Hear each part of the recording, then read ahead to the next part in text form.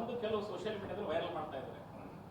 ಯಡಿಯೂರಪ್ಪ ಮುಖ್ಯಮಂತ್ರಿ ಇದ್ದರೆ ನಾವು ಮುಖ್ಯಮಂತ್ರಿ ಇದ್ದಂಗ, ನಮ್ಮ ಕ್ಷೇತ್ರಕ್ಕೆ 500 ಕೋಟಿ ಕೊಟ್ಟರು, ಅವನ ನಿರಾಣಿ ಹಂಗೆ ಮಾತಾಡ್ತಾನ, ಅವನ ಕೈಗಾರಿಕೆ ಮಂತ್ರಿ ಮಾಡಿದ್ರು, ಮಾತಾಡ್ಬೇಕಾದ್ರೆ ಅಲ್ಲಿಗೆ ಹಿಡಿತಾ ಇರ್ಬೇಕು. ನೀವು ಯಡಿಯೂರಪ್ಪ ಎಲ್ಲ ಸಪೋರ್ಟ್ ಮಾಡ್ತಾ ಇದ್ರಿ. ಯಾಕೆ ಮಾಡ್ತಿದ್ದೀವಿ? ಆ ಯಡಿಯೂರಪ್ಪಗೆ ಒಂದು ಸಪೋರ್ಟ್ ನೈತಿಕವಾಗಿ ನಾವು ಮಾಡಬೇಕಾಗಿತ್ತು. ಕಾರಣ ಏನಂದ್ರೆ, ಈ ಯಡಿಯೂರಪ್ಪಗೆ ಬಿ ಜೆ ಪಿಗೆ ತಂದವ ನಾರಿ ಯಾರೂ ತಂದಿಲ್ಲ. ನಿಮ್ಮ ಈ ಜಿಲ್ಲಾದವರು ಅವನು ಯಡಿಯೂರಪ್ಪನ ತರಬಾರ್ದತ್ತು ಭಾಳ ಷಡ್ಯಂತ್ರ ಮಾಡಿದ್ರು. ನನಗೆ ಮತ್ತು ಹಿಂದೆ ನಮ್ಮ ಅರುಣ್ ಜೇಟ್ಲಿ ಅವ್ರು ಇದ್ದಾರಲ್ಲ, ಭಾಳ ಆತ್ಮೀಯತೆ ಇತ್ತು, ನನ್ನ ಮ್ಯಾಗ ಭಾಳ ಪ್ರೀತಿ ಇದ್ದರು.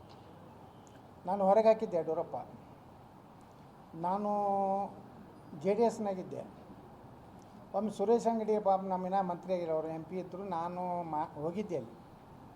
ನಾನು ಸುರೇಶ್ ಅಂಗಡಿಯವ್ರು ಪಾರ್ಲಿಮೆಂಟ್ನಾಗ ರಾಜ್ಯಸಭಾ ಕಡೆ ಹೊಂಟಿದ್ವಿ. ಅಂದ್ರೆ ಅಲ್ಲಿ ಒಂದು ಕ್ಯಾಂಟೀನ್ಗೆ ಚಹಾ ಕುಡಿಬೇಕಂತ ಇಬ್ಬರು ಕೂಡ ಹೊಂಟಿದ್ವಿ. ಅರುಣ್ ಜೇಟ್ಲಿ ಅವ್ರು ನಾನು ಕರೆದ್ರು. ಸುರೇಶ್ ಅಂಗಡಿಗೆ ಏನು ಹೇಳಿದ್ರು, ಈ ಯತ್ನಾಳನ್ನ BJP ತೊಗೋರಿ ಅಂತಂದು. ನಾನೇ ಯಡಿಯೂರಪ್ಪನ ಹೊರಗೆ ಹಾಕಿದ್ವಿ. ಅವನು ತೊಗೋರಿ, ನಮ್ಮನ್ನು ತೊಗೋರಿ, ಅವ್ನು ತೊಗೋತೀವಿ, ಪ್ರಧಾನಮಂತ್ರಿಗಳು ನಾವು ಮಾತಾಡೀವಿ, ನೀ ಮೊದಲು ಬಂದ್ಬಿಡು, ಅವ್ನು ತೊಗೋದು ನಾವು ಫಿಕ್ಸ್ ಮಾಡಿದ್ವಿ. ಯಡಿಯೂರಪ್ಪನ ತೊಗೋಬಾರ್ದತ್ತೆ ಇತ್ತು ಪಾರ್ಟಿ ಒಳಗೆ. ಅವಾಗ ಹೆಲ್ಪ್ ಮಾಡೋದು ನನಗೆ ಹೇಳ್ತಾರೆ, ಇವರು BJP ನಾ ತೊಗೊಂಡಿರ್ತಾರೆ.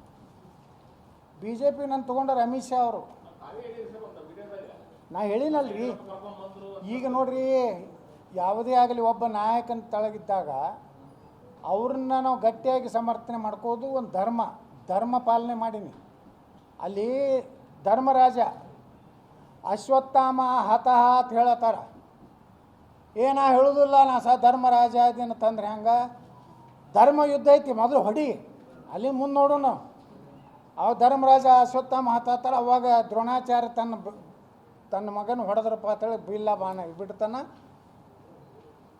ಅರ್ಜುನ ಹೊಡಿತಾನಿಲ್ರಿ.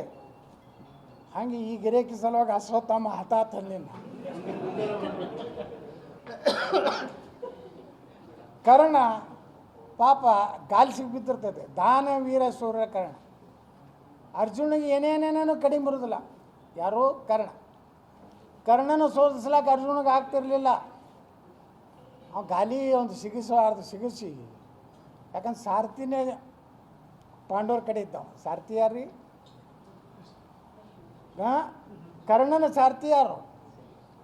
ಅವ ಪಾಂಡವರ ಏನು ಕೊನೆಯ ಸಹೋದರ ಅದಾರಲ್ರಿ, ಅವ್ರ ಮಾವ, ಸಹದೇವನ ಮಾವ. ಆದ್ರೆ ಯುದ್ಧದಾಗ ಅವ್ರ ಕಡೆ ಈಗ ನಡೀತಾವಲ್ಲ ನಮ್ಮ ದೇಶನಾಗ ಅಡ್ಜಸ್ಟ್ಮೆಂಟ್